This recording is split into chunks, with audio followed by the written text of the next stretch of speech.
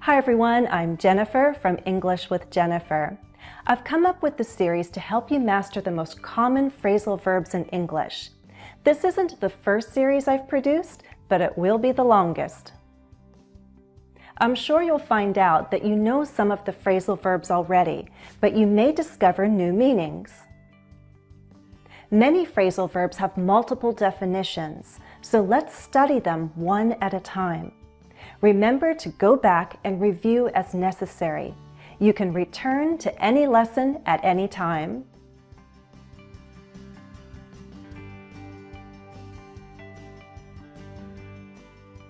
Do you have a favorite holiday? It's hard for me to choose. It's January now and February isn't far away, so Valentine's Day is coming up. Since February 14th is coming soon, I'll need to prepare some treats for my children and some close friends. Come up is intransitive. In spoken English, it usually means coming soon. But when I talk about coming up with a new idea or coming up with a new playlist, I'm using this phrasal verb with an object. To come up with something means to create it or produce it. Guess two other meanings. Twice when I was in New York, I had people come up to me and ask me if I was Jennifer from YouTube. Sometimes problems come up during a live stream, but I can usually handle them. In sentence A, come up means approach. If you come up to someone, you come close to them. In sentence B, come up means arise. When problems come up, they happen, and you notice them. Go back and come back are similar. Both mean return. We use come back when we're at the point of return already. We'll come back to this question later. I don't have time to give the full answer now. Let's go back to an earlier point and discuss it in more detail now. Go back is intransitive, but you can use it with a prepositional phrase. Go back to my hometown. Go back to question 3. Go back to the beginning. If you watch enough of my lessons, you'll find out more about my life and my interests. Did you know that I worked in the cruise line industry? Watch more lessons and you'll learn more English and discover things about me that may surprise you. Find out is transitive and separable.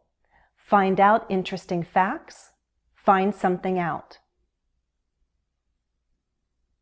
In general, phrasal verbs are very common in conversation, and a good number of them have academic equivalents. For example, find out, discover. Come up, arise.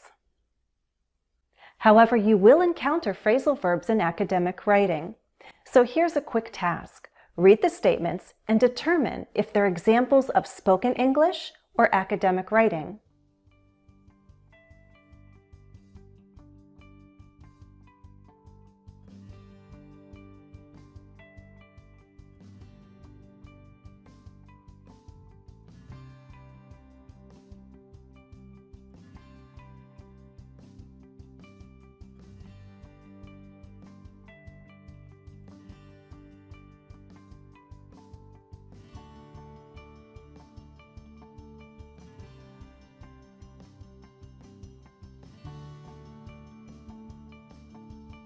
Things like contractions and familiar forms of address are typical of spoken English. Full verb forms and more complex grammar are typical of academic writing. We've now covered the 6 most common phrasal verbs in English. Go back if you need to review. Go on if you want to find out the next most common phrasal verbs. Of course, I've come up with other playlists, so if you need a break, watch my other lessons. You can pick up some idioms, practice pronunciation, or study some grammar with me. Then you can come back to this series with a fresh mind. That's all for now. Please like and share this video with others if you found it useful. As always, thanks for watching and happy studies! Thank you to all the members of my channel, and you super and truly marvelous members, look out for the next bonus video.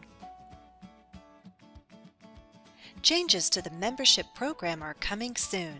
Super and Truly Marvelous memberships will move over to Patreon. There will be new and improved perks, including bonus videos and exclusive live streams. Look for the Patreon button on my YouTube homepage.